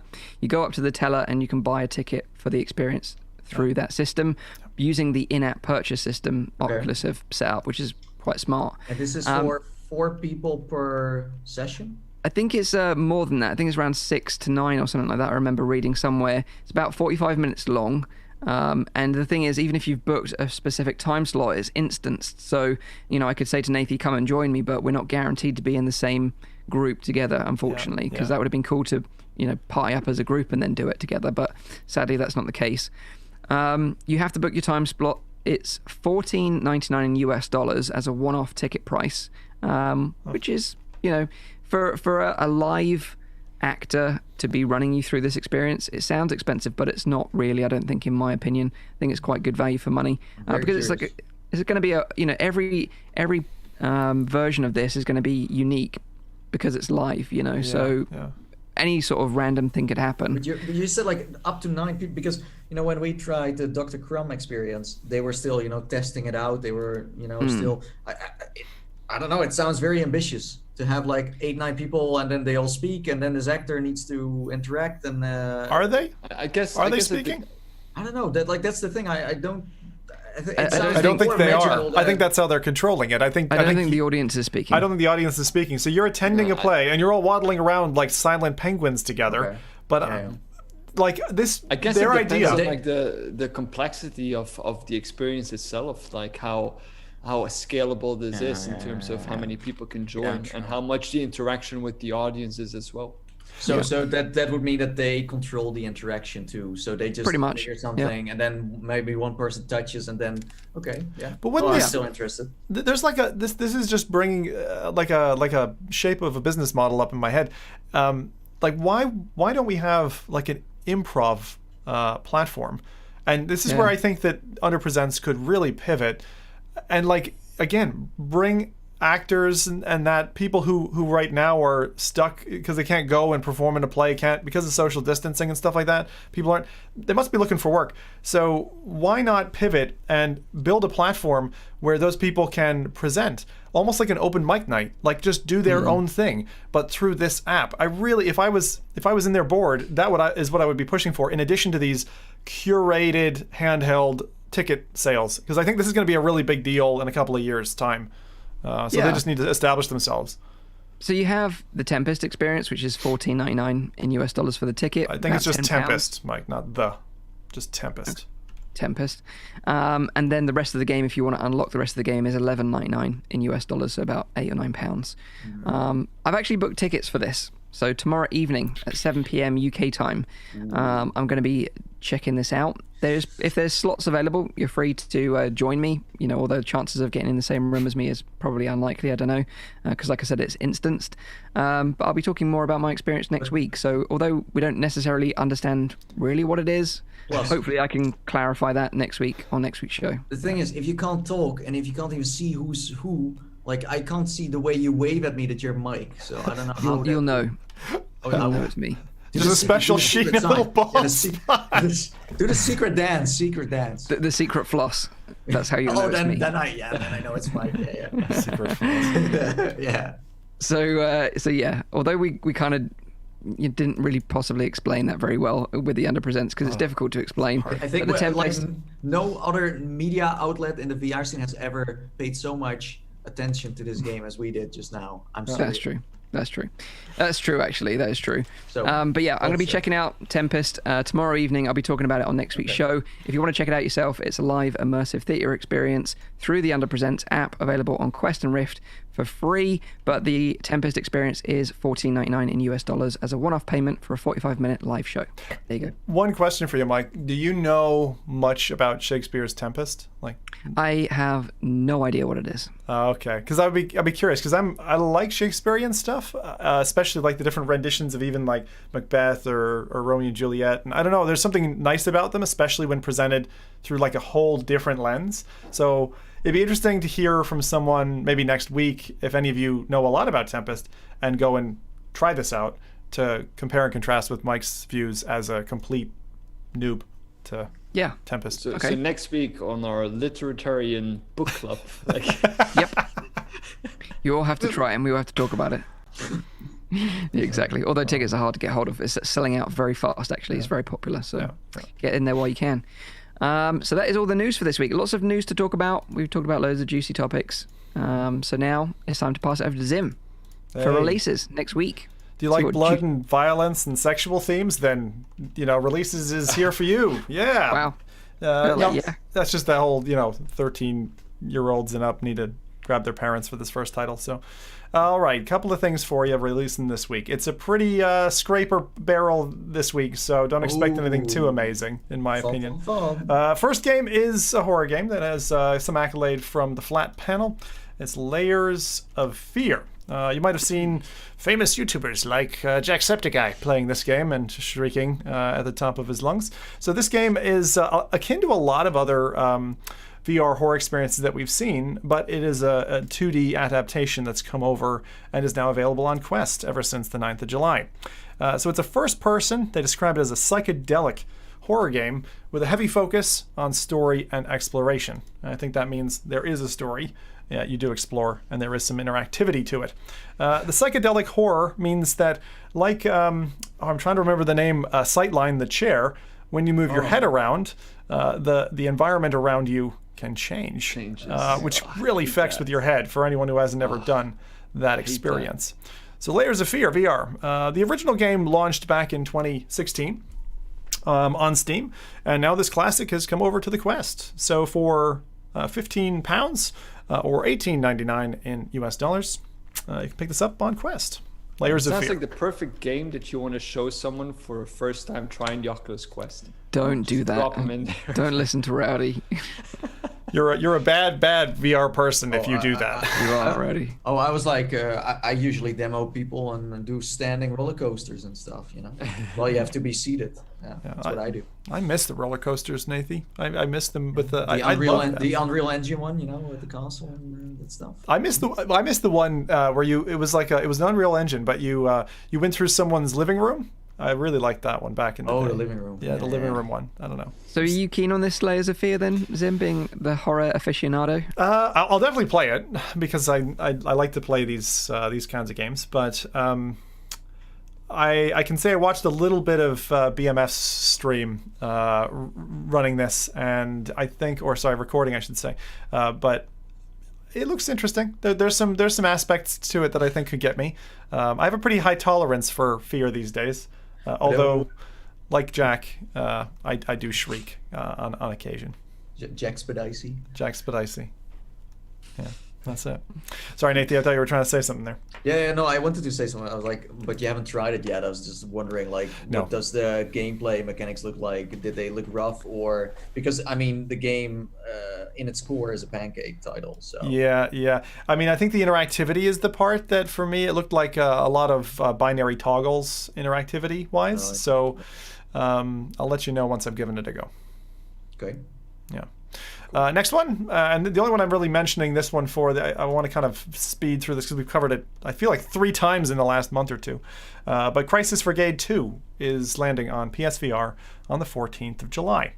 Why is this interesting? Well, it's a fast-paced VR FPS. Many of you have heard of before. You take on the role of a SWAT player. But the interesting thing for me is it's got PSVR aim support. And unfortunately, PSVR doesn't get that many titles that come with aim support. And I feel like having a dedicated peripheral like that can really make you feel like you're part of the action. I've been playing a lot of Firewall Zero Hour, and one of my favorite, actually my all-time favorite VR FPS game.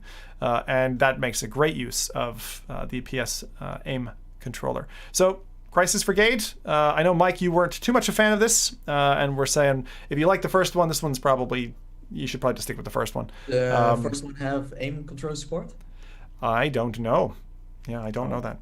Sorry. It makes sense, but who knows? Who knows? It's a mystery until you actually go over to Google and type. Again, then we have at least something to talk about next show, right? We got to keep some That's it. That'll be a title left.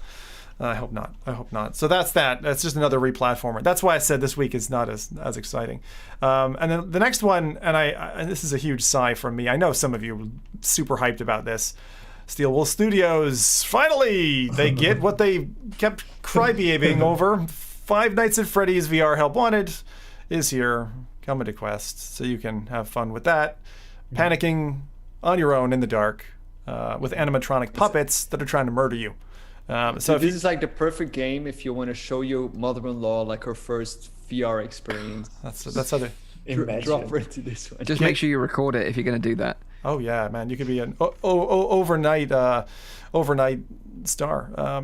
So anyway, this is like, for those who don't know and know a lot about Five Nights at Freddy's, it's animatronic puppets in a bunch of mini games, and what the VR build brought was a couple of additional mini games that were never there before. And one of them involves, for instance, a ventilation system which you're trying to fix, and it's kind of like having the xenomorph in Alien come crawling at you while you're trying to do some room escape kind of fixes in front. There's another one where you're basically doing like the game Operation, trying to fix the face or various body parts of one of these animatronic puppets that if you touch the wrong thing, he freaks out and screams in your face. So it's not a comfortable game. This is certainly not one looking for a relaxing VR desert island. If you would like to scare yourself and others, it is a nice collection, I would say, of all the past titles with a sprinkling of new mini games that are VR specific. So you can play kind of all the old school titles. I'm not gonna lie though, I do think that this is a great family game though. If you want to like have like a family even hear me out.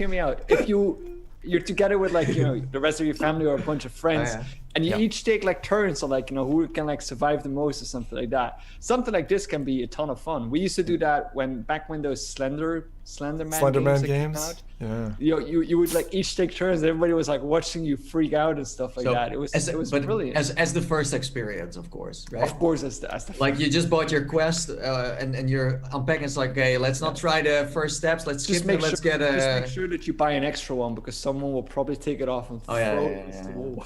Yeah, that's true. Actually, have we seen any videos like that where someone's actually thrown a Quest? Oh yeah. Have you? Oh, I need the links to this later. That's why wireless is sometimes a downside. But how many titles has Five Nights at Freddy's had? 6 or 7 independent. So they've had named Five Nights at Freddy's, and then they had like a sister episode. So I think it's 6 pancake titles, and then the VR one that's come out. I just love the backstory that like all those titles had. There was like some kind of like weird kind of like backstory behind them, which I think is really interesting that is like woven in there. But I kind of lost track of it after like the last. So is this a game? So you're saying this is not a game for kids? It's a game for adults? I didn't say that. I'm just saying it's scary. Kids? Exactly. If you've been cooped up with your kids for a long time and you're like, well, Actually, to be fair, my daughter was so scared of Five Nights at Freddy's. I didn't even show her this. She just saw it on YouTube videos. the icon sitting on the desktop was enough to scare her. She didn't want to go near the computer.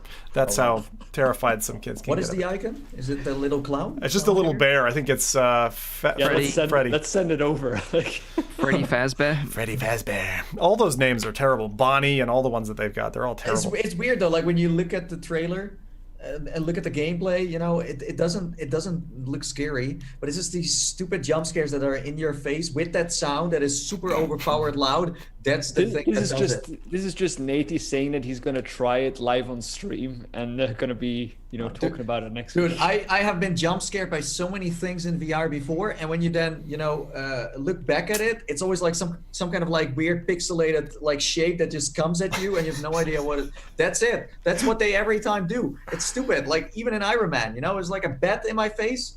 I go back to it. I'm looking at it. It's like the bat didn't even have eyes. It was just a shape of something, and I'm just terrified. I'm serious. You could just take pictures of the dev team and just have it shriek and throw that in your face, and you'd still get as terrified. Yeah.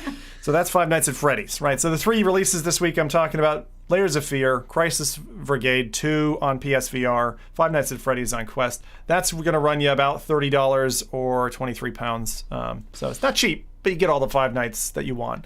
And I hope that all those people who were, you know, making it upset about it will now calm themselves and go find themselves a dark room. What about the next Five Nights at Freddy's, right? In VR, huh? Yeah, I don't know. I think some people might actually be wondering. So if you want to fully immerse yourself with the Quest in a dark room so that you have no light leakage up through the headset, you'll need to get some kind of IR painter. And the base stations, for instance, with the Vive can work for that. So the Quest can still track in a dark room, or get an IR illuminator. And I think there's bulbs, but there's standalone units you can pick up if you're really that desperate to get yourself in the dark. So now, this is the surprise part for the lads. Yet again, we are going to be doing a trailer quiz at the end here. So for those who have been terrified so far, it's only going to get worse. Now, for those who don't know what the trailer quiz is like, I run a historic trailer, and one of our FReality crew will narrate and see if they can figure it out. Each of these is about a minute sample before the end credits roll and the name of the game is displayed. If they get it before the name shows, they win. That's the rules. Everybody got it? We good? And guess who's up first? Mike, because you've not gone first on one of these before, so you're in the hot seat. The pressure. Now, no additional hints other than, Mike, your game 2018, Nathy, yours 2016, and I'm sorry, Rowdy, 2015. All right. My days. Yeah. There's the classic catchphrase. All right, everybody, cue up. Let's get ready for the first one of these. Mike has been pretty good off the bat. We'll see if he gets this one straight away. But let's go ahead and our first trailer. Come on, Mike. Eye of the Tiger. Yeah, Eye of the Tiger. You got this, Mike. Come on, man. You got it. Limber up. Oh, the Great Sea. Boom, you got it. All right, tell our audio listeners what you're looking at, and you can talk about the game a little bit if you want, just for the minute. Okay, so you got these 2 characters. They're on a mysterious adventure together out in the sort of abandoned wilds, and you've got this super spooky lady with the tentacles. With the tentacles. Siren Head? No Siren Head. Super spooky lady. She's doing something. I think there's like a big computer or something like that, which is the Great Sea, and she's going to take you to the Great Sea. I think that's how the story goes. It's kind of intriguing. It's kind of like a very visual. Like a little movie short, basically. Yeah, it's like a short movie. Yeah. It was created by Secret Location. They're actually based in Canada, and they also made Blasters of the Universe. Boom, boom, boom. Look at that. What a pro right off the gates. All right, Mike has set a high bar. Look at that. That's good. I knew he had covered this, so I figured it might be lodged in his brain. I forgot the name of it, though, so props to you. Yeah, I did struggle for... I was going to say the Great Sea. You got that in about 5 or 6 seconds. Good on you, Mike. All right, on to the next one. So second up to the plate, we've got Nathy. As I said, this is 2016. Let's see if you can get it. It's another fun title. And if you get the name, good on you, buddy, because this ain't easy. All right, here we go. We're running the new challenging title. Let us know what you see. Here we go. I see the universe in its full glory. That's a planet, Nathy. This is Doctor Who? Nope. It's not Doctor Who. It's oh yeah, no, I remember this game. it's very old. It's one of the hidden gems from a very, very long time ago. Tell us what you're seeing. I'm seeing like there is a little brain traveling in a spaceship through the universe, and he's seeing all kinds of exciting things. His brain has the time of his life. I tell you, this brain is for the first time outdoors, and he's like, wow, this is mind-blowing, man. This is brain-blowing. Insane. This is insane. Like, I've never seen all these creatures, these plants, and friends. I didn't even know what friends were until I saw these things swimming around. But yeah, I don't know the name. I forgot the name. Like, that's all right. Guys, did anyone else know this? This is a hard one. This is a hard one. But I did play it. Yeah, he did play it on the channel as well. But yes, like, if you're gonna say it, I'm like, oh, that's the one. But it's not Brain Adventures VR or anything. Not like Brain that. Adventures VR. No. Not the Solus Project. Chat even has no idea what this one is. Wow. I'm letting this one run. This one has a little bit more runtime, but it's pretty cool. What did you think of this when you played it? Because I played it as well. I thought this was top notch. This was something totally new, something different, very mysterious. Like, exploration in 2016 was still very new, you know, and it didn't have like a clear, let's say, objective. It was just, oh, here we go, IO Moon. IO Moon, and I can just remember the developer being super nice to us. It's been a long ass time. It's funny, when I saw like the brain in the jar, it just reminded me of Krang from Teenage Mutant Ninja Turtles. But IO Moon, is that still on Steam? Is that somewhere? Where is it? Where did IO Moon go? And what happened to the developer? That's something I also want to know. Yeah, I know, because like and like you, I felt that it was a real looker back in the day, and it was a trippy experience, but like really colorful and way more animated elements to the scenes than I was expecting. It also, I got lost in certain bits of that game, and I ended up abandoning it. But I'm surprised they haven't come back for more. So. According to Steam, it's still on Steam, by the way. Good. I'm not sure if you should buy it, because I don't think it has been optimized at all for any of the new headsets. Yeah. Because I think I played this on the DK2. I don't even. Yep. Did I play it on? I don't know anymore. Wow. Maybe Stevie 1. But Paradise Decay says that IO Moon is still in early access. Oh, it's still in early access. That's what early access is all about, you know. That's why it's in early access. But it says that Head Trip Games made it, although I can't remember I just remember the name of the developer. And when I go to the website, it doesn't exist anymore. So who knows what this man is doing now? But it was made by one person, and as I said, it was very special, something new, and it was like a new genre. Yeah. That we didn't see before or something. Yeah. I don't know. Nowadays you would be like, whatever. Like, we've seen this. But no, back then it was like super special. I think the closest thing to that is probably the Ender Presents. No. It's just a bizarre walkabout. Very strange game, that one. IO Moon. Wow. Okay, on to Rowdy. Now, Rowdy. Rowdy. I already forgot what I ate 2 days ago, so this is not going to go down well. You're going to have trouble here with this one. This is another. So we've got one up, one down. Let's see if I can sting another FReality member with a game from 2015. Rowdy, it's over to you. There comes a time in a man's life that he needs to go to a lab to it's not going to go well. Investigate a dead bird. More dead birds. Kill dead birds. Birds are the cause of the coronavirus. Everybody knows that. A new flashy car. Arizona Sunshine is not the game, but it did remind me of this scene. Another dead bird. I love the way that the game's name even popped up. And I didn't even see that. I missed it as well. Is it the assembly or? Yeah. Is that it? Yeah, you got it. It's the assembly. Bam. Nice. Who made it? Who made it, by the way? Yeah. Bonus points birds for who made it. Deadly from the sky. What was there so many birds in this trailer? I completely forgot that part. Hilarious. Do you know who made it, Rowdy? No idea. Gamepad only. They also made a game recently where you're in a kayak. That's probably the reason why I forgot it, because it was indeed gamepad only. Well, this is ancient. This is ancient. I love this, Rowdy. Yeah. Mike just said something so obvious, But yes. So this is the trailer for The Assembly. Released by N-Dreams. This is the 4th of June, 2015. That was the trailer date, okay? Wow. That is ancient, but it really gave me like Half-Life feelings when I was playing that. And it's a really intriguing story told from 2 different characters' perspectives. Rowdy had played this, actually. So each of the ones today, I made sure you guys had played. I love that Mike got straight out the gates the answer correct. Nathan couldn't quite grapple with IO Moon, but to be fair, I wouldn't remember that one either. That was a tough one. Rowdy got it halfway through, missing the thing actually text written on the screen for him. So I didn't see that. I don't pay attention to that. And he's a neuroscientist. I was narrating. Just saying. But isn't I only it, pay attention to the important stuff.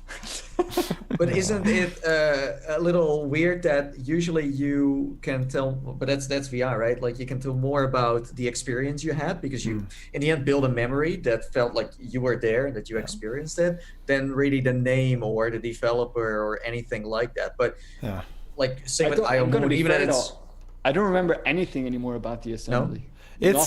I don't even know what the story was about. Basically some games are maybe not so It was basically about the government creating a virus that then they basically got out of control and ended up spreading across the globe. And I actually beat the game, but it would be a good title to play, I think, in 2020. I'll just give it that. So Quest release soon. Quest release, maybe never. I don't know. Maybe N-Dreams will be working something up like on that. But you know when a title doesn't land just because of timing? I feel like The Assembly was one of those. I think it didn't land because of the timing. Good point. But if they, I think if they mix that Nuketown vibe that they have in this game, and they mix it up with kayaks, I think that would be amazing. I can't tell if he's serious You've or joking. got to escape the pandemic. I just got David Hayter in there. The dummies are gonna chase you. I love it. Right. And then you unlock a cheat because N-Dreams made cheats nowadays, for the kayak game. So then you unlock a cheat, and that cheat allows you to actually walk with your feet. So your kayak is still there, but you have feet to it, and you can run away. So for those that are listening to this show right now, this is what Nathan is like in real life. Exactly. He could go on for hours like this, and I'm being serious. Oh, yes. So that was the releases and a short quiz for the lads who did exceptionally well. I have yet to best you guys in this. So VR devs, please create more games so that those games that were played a long time ago get easily forgotten, and at some stage I get 3 out of 3. The more forgettable, the better. Exactly. The more forgettable your game, the better. Thank you. And that's it for releases and quiz time this week. That was nice. I always enjoy these little quiz times. It's a lot of fun. So thank you for that. So I'll just do a quick reminder of the show times. Maybe we can take a question or two from the chat. So if you've got a question for us, maybe you can put them in the chat now and we can read some of them out. So just a reminder, this is a weekly VR, AR and MR talk show, live streamed every Saturday on YouTube and Twitch. Don't forget you can't no longer watch the show in big screen TV because we've stopped that now. So you can host your own room and do that yourself, welcome people in and create some new friends, but it won't be there officially. So just bear that in mind moving forward. The show goes live at 7 p.m. in Europe, 6 p.m. in the UK, 12 midday in central US. Also check out the audio version. Rowdy does a lot of work on that, and it's available on iTunes, SoundCloud and Spotify. Make sure you hit that like button so you let us know that you enjoyed the show, and subscribe to the channel for our future episodes. We've got an interesting show next week lined up, actually. If you want a little sneak peek, we're trying to get Shane, the creator of SideQuest, on the show, and I know you guys have enjoyed a lot of the sort of developer interviews that we've done recently, so I think that'll be a really interesting one, particularly with what Oculus have announced just recently with the new sort of method of installing games without SideQuest and through the official store. And it'll be interesting to see what his thoughts are on that are as well. Yes. So we have a question about the HP Reverb, in specifically the controllers. Do they have pressure sensitivity? Of course, like we didn't have a hands-on with them, but they don't think so. No, they don't. No. So Oculus touch controllers, they have capacitive sensors. So like if you put your thumb on the thumbstick, for example, it registers it as an input in some games if the developer has utilized it. but the HP Reverb controllers don't have that functionality, so sadly not. No. Okay. And then a lot of people say that they enjoyed the show. They thought it was great. Well, that's good to hear, because otherwise we would do something wrong, I guess. So Zim, you wanted to? No, I was just I was wondering, like, where does capacitive touch matter? Is there a game where it specifically is a game breaker? I can't think of one. Vertigo 2. It's just nice. It's just a nice. Because of the fingers. Yeah. So like sometimes when you put your finger on the trigger button on the touch controllers, your finger is represented in game on the trigger as well. So it's quite a life stuff. I don't think it's really like game breaking, but it's just that feeling of immersion that you get. The same way why people like the Valve Index controllers is because they get their full fingers in there. And I think that if you can represent that with some kind of capacitive touch sensors, that adds a lot of benefit in terms of your playing experience. I know, like, I understand the need to keep instruction manuals simple, but when the touch controllers first released, the original ones that came with the CV1 or came out after the CV1 to couple with it, like, it kind of scared me a little bit when I was like, how does it know where my finger is? You know, it has that like little textured dime on the top of the surface that's tracking, and I didn't know that existed because they hadn't covered it as like a feature of the controller, and I'm like, how is it actually picking that up? And then I saw a teardown and finally understood it, but it's more hidden, I would say, in the current model. The good thing about the HP Reverb new controllers is that it at least has an analog grip button this time. So, the touch controllers has an analog grip button, whereas previously it was just a click, which was horrendous. So I'm glad that that's coming in the new controllers. Yeah. Okay. Yeah. Looks like that's us for questions, I guess. Unless someone saying, do you see the Valve Alex's mod environment encouraging people to create their own games similar to Dreams? So I think at the moment we're just scratching the surface in terms of community-made content. They've all tend to been like sort of 20-minute long experiences. I think it will break through eventually, and people will start getting more creative. But I think it's limitation of the tech to a certain degree, and the tools that have been released so far. I do think there is a huge difference between Valve releasing the search engine tools in order to build a game, and Dreams, which is a game that is specifically made for making content by a community. So I think there's a huge difference between those two as well. One thing to note is that there is a brand new map that's been released through the workshop for Half-Life Alyx called Deep Inside that features Jeff, and is supposed to be very, very highly regarded. Yeah. Jeff. The Jeff. So From, if you want the game show. Exactly. So if you want to experience more Jeff because you miss him, maybe you've been playing with his best friend Frank in the Persistence, then go and check it out. Deep Inside on the workshop. So to round up this show, GamerChick13 says, any show where there is organized chaos, I'm a fan. That is a good way to describe the show. Organized chaos, absolutely. So thank you all for joining us this week live. We really, really appreciate the support, and thank you for the super chats as well. They don't go unnoticed. We'll be back, of course, hopefully next week with the creator of SideQuest, Shane. Have a great week in VR. Until then, take care, and bye-bye for now. See you later. Cheers. Bye.